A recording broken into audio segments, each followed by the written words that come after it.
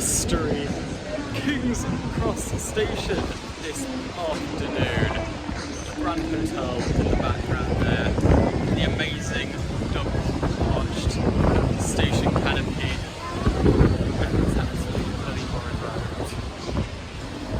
Today I am going to be whizzing off to Newcastle on the open access operator Lumo, which I have been on before, and I must say the seats alone make it better than LNER. Anyway, let's get in the station and see how the trip goes. The station, with its two grand arches, was opened in 1852 when the Great Northern Railway made its way to the very northern edge, or what was the northern edge, of London. And I must say, since its reconstruction in 2010, it is one of my favourite stations in the city, although not quite my favourite. That's hiding behind the Grand Hotel just across the road there.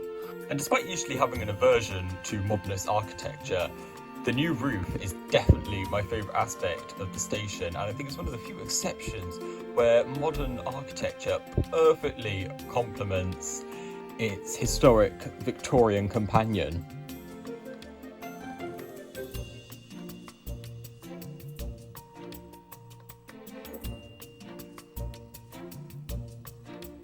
Food can be found on the mezzanine level in the new section, just above the waiting area, which always feels, even though it's busy, just roomy enough.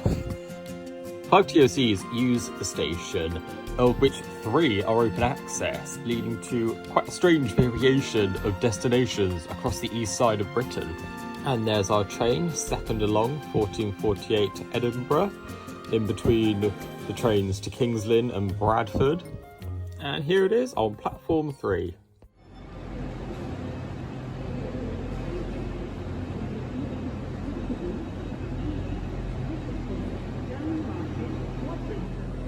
Here we are, carriage E, and let's get on board with my big red roll mat.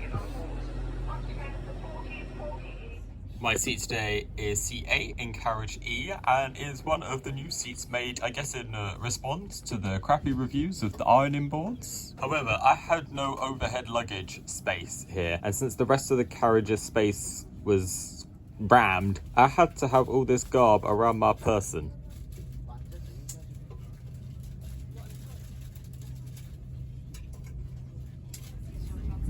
And as we whiz through inner North London, going past the Arsenal Stadium and big interchange Finsbury Park, we'll have a look at the seat amenities. It's pretty decent legroom. And they've got plugs, although this one already looks pretty busted despite the train being really new. And the tray table comes with a fancy, pretty hefty light, although I thought the tray table stretched out. It looks kind of deceiving. It's like plastic layered on top. That was annoying.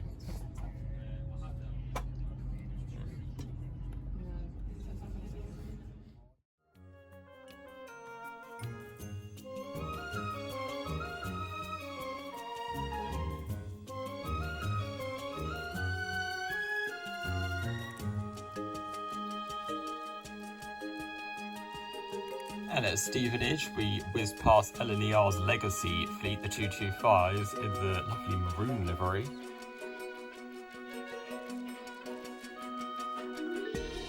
But of course, our main companion for other trains on the way to Peterborough was Thameslink.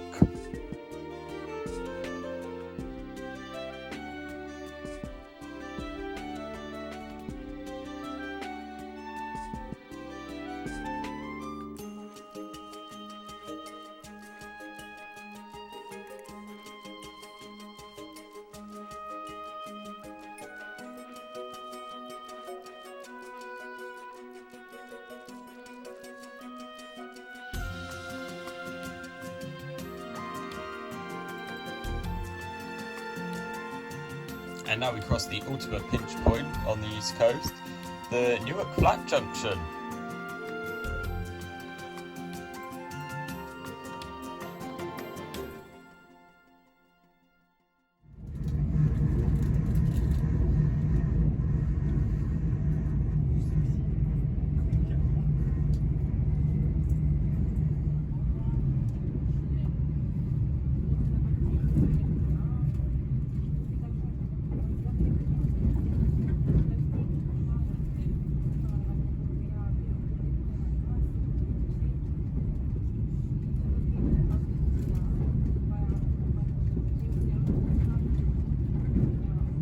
And shortly after Doncaster, peel off onto the Selby Curve, allegedly the first ever piece of high-speed infrastructure in Great Britain. Okay, so I'd never done this at York, but with our train being non-stop to Newcastle, as we approached York, we then slipped away and went the other side of the Railway Museum.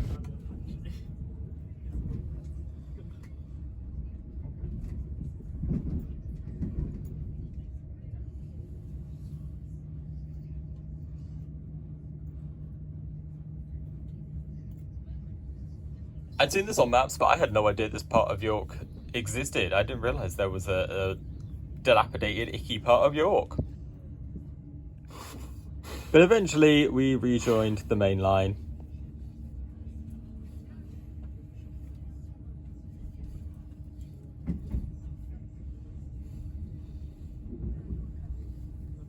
I then got stranded here for like 10 minutes, but you know, we got to see the Transpennine Express train to Middlesbrough go past.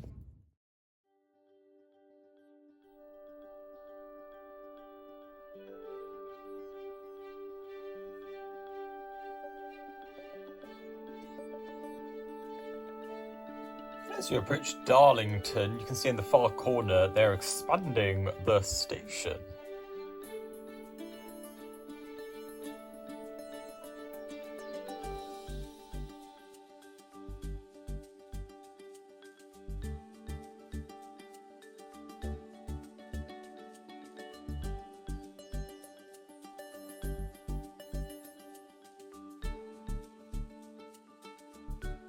And one thing I'd never seen before, not even here in Darlington, despite having gone through so many times, there's a taxi rank under the canopy.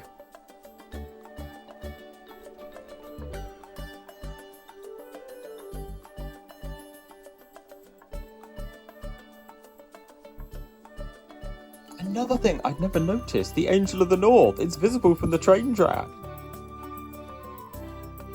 And as we pull into Newcastle, our final stretch over the Tyne with the 4 bridges all in line down the river.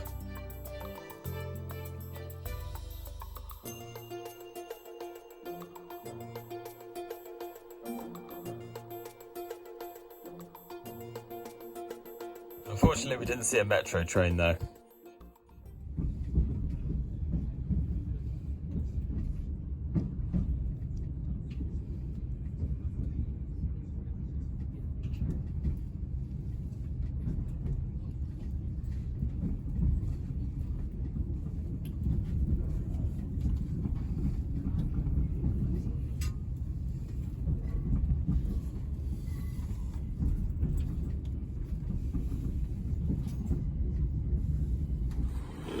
And there we go, we're at Newcastle. The train opposite's going to Ashington on the new Northumberland line. And as our train pulls away, it whizzes up to Edinburgh, only stopping at Warpen to make it as quick as possible.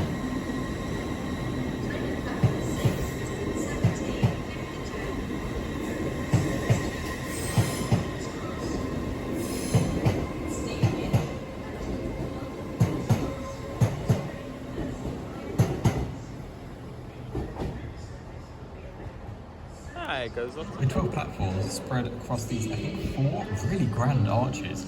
Newcastle Station not only can take you to Darlington or Sunderland, but also as far south as Penzance and as far north as Inverness.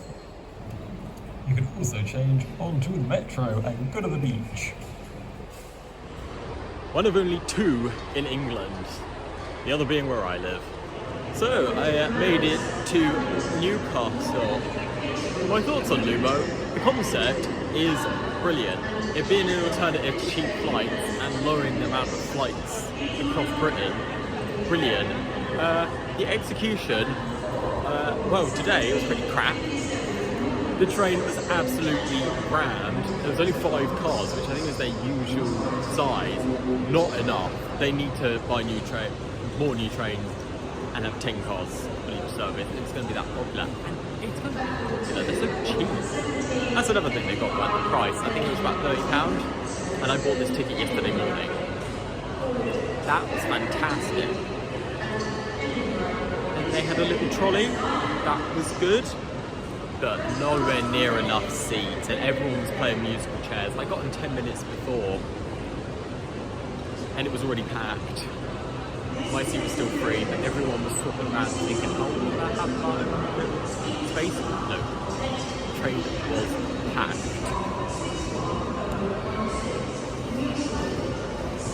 We got here on time.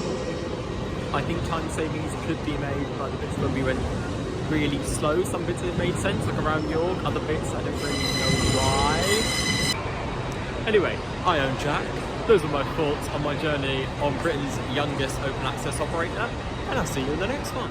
Anyone thinking, who the hell camps in the middle of Newcastle? That was not my final destination. I was able to change trains onto one to here. Oh, that sounds a bit grubby. Here, Hayden Bridge, about halfway between Newcastle and Carlisle. I'm spending a few days along Hadrian's Wall.